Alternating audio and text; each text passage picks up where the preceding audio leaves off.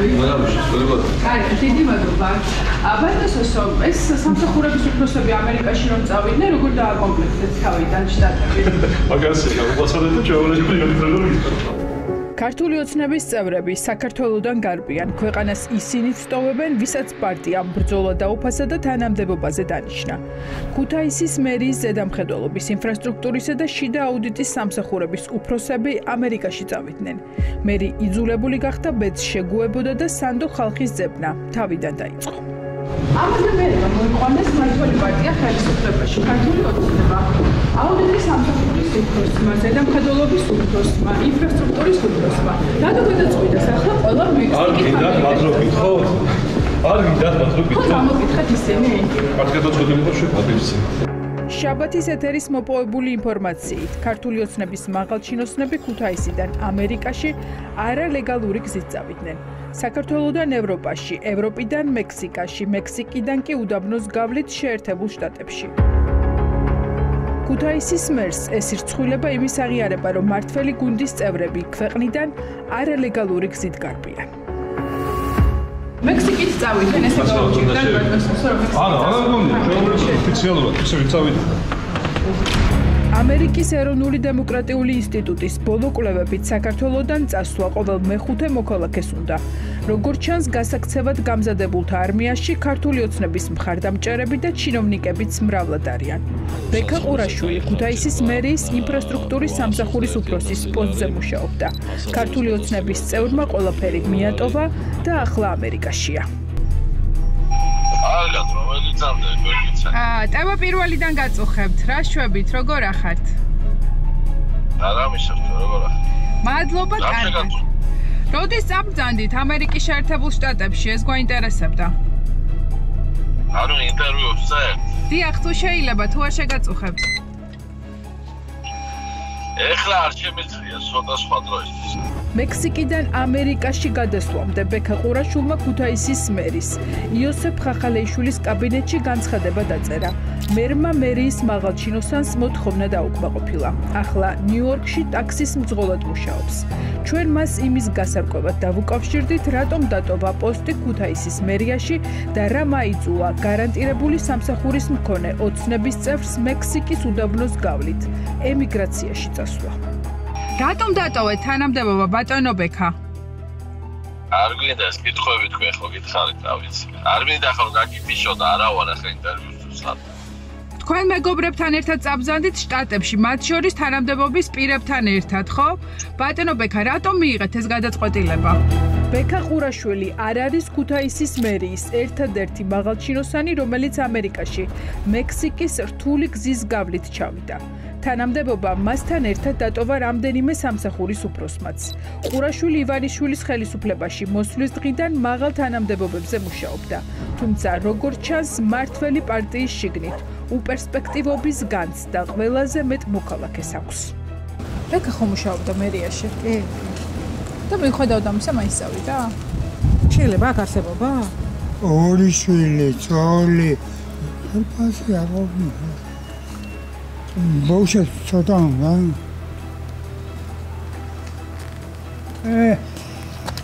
ათას ლარს ეგენი ხელფასუზახე. სამსახურისა და ქვეყნის დატოვება, როგორც ჩანს, ქართული ოცნების მაღალჩინოსნებს შორის ერთეული შემთხვევა არ არის. ჩვენი ინფორმაციით, მექსიკის გავლით ამერიკაში ქუთაისის მერიის ზედამხედველობის სამსახურის ყოფილი უფროსი გიორგი სვანიძეც წავიდა.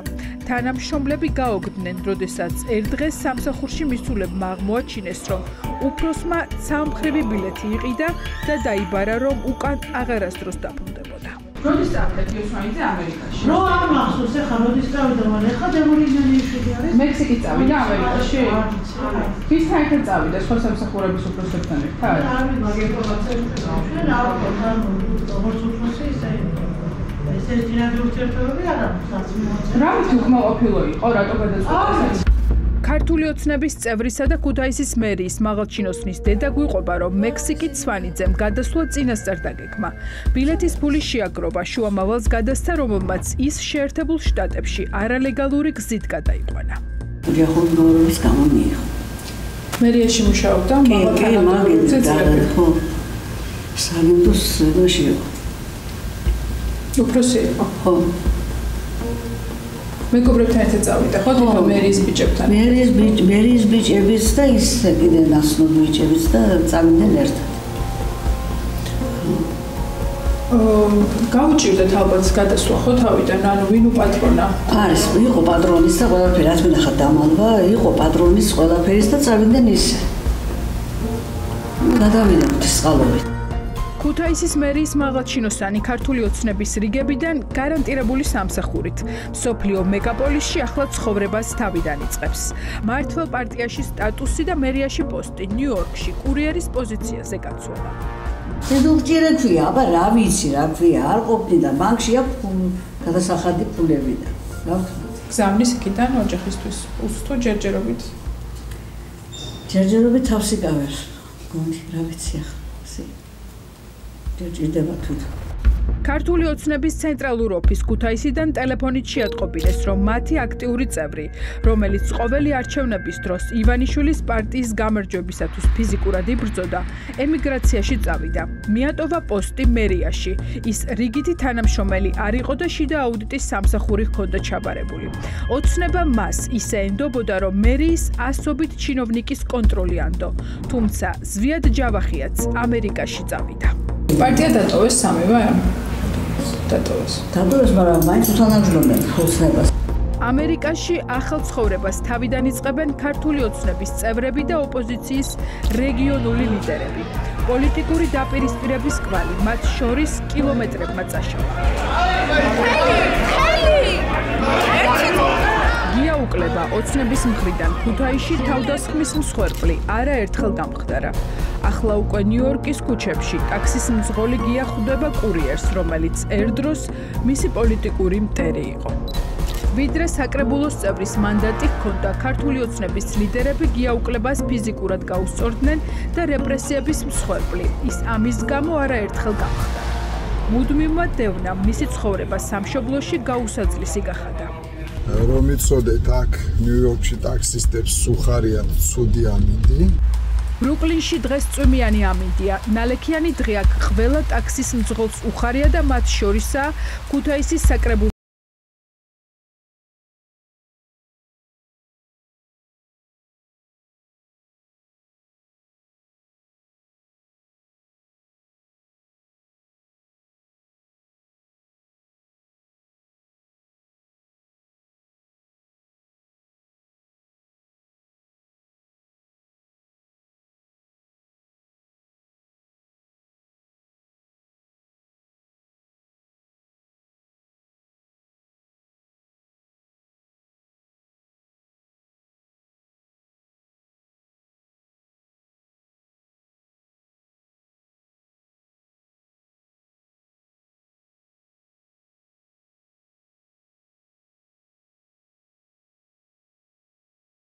ავტომობილი ჰყავს და ბრუკლინში მგზავრი ერთი ადგილიდან მეორეში თანაქალაქელი რობი კუხიანიძის საყვარელი რეპერტუარის ფონზე გადაჰყავს.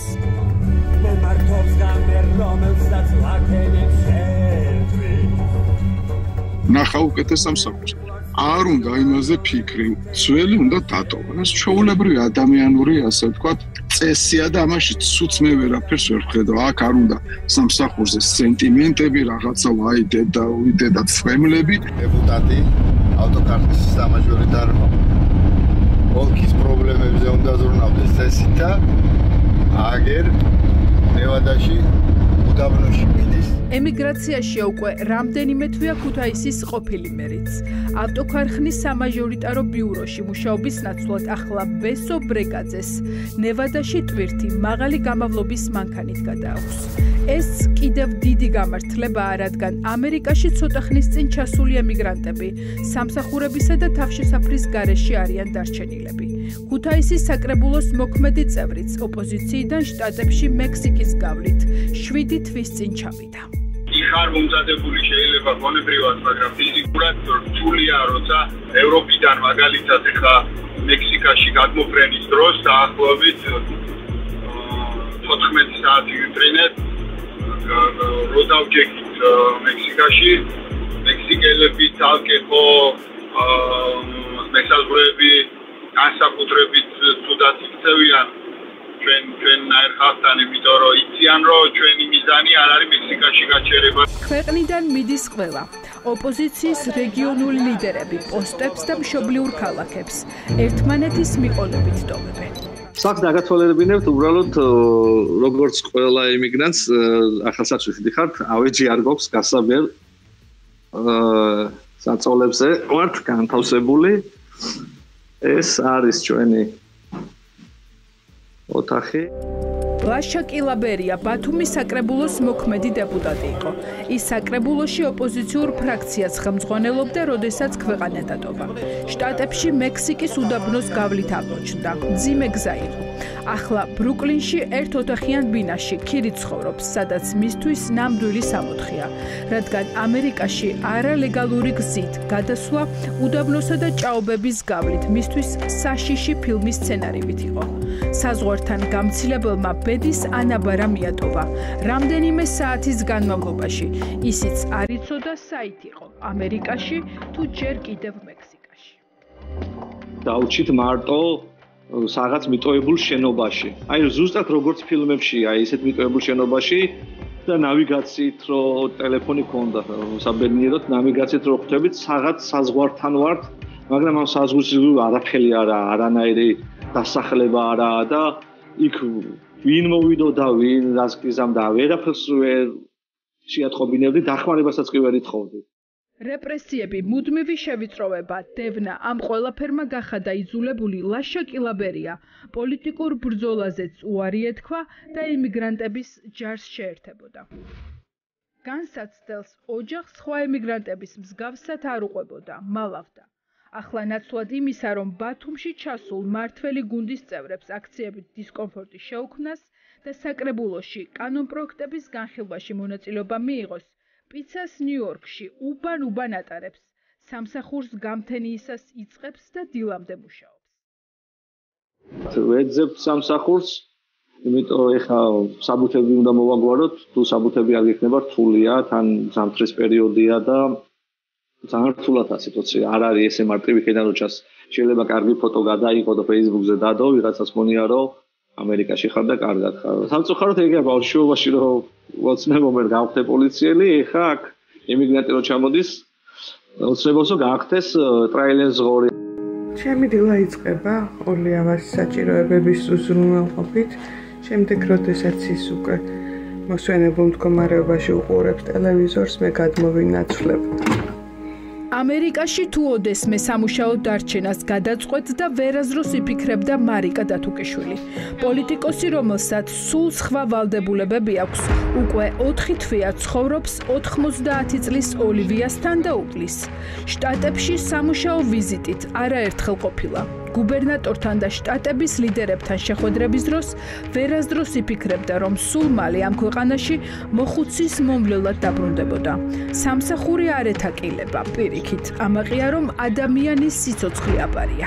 მე ვარ ერთ-ერთ მოხუც ადამიანთან კომპანიას უწევ მას მზრუნავ მის ჯანმრთელობაზე, მის გადაადგილებაზე და ვთვლი, რომ ეს არანაირად არ მამცირებს, არ შეურაცხყოფს პირიქით ძალიან მამხნევებს, რომ ადამიანის ჯანმრთელობაზე მიწევს ზრუნვა. მეცადინეობ ინგლისურ სპეციფიურ წიგნებით.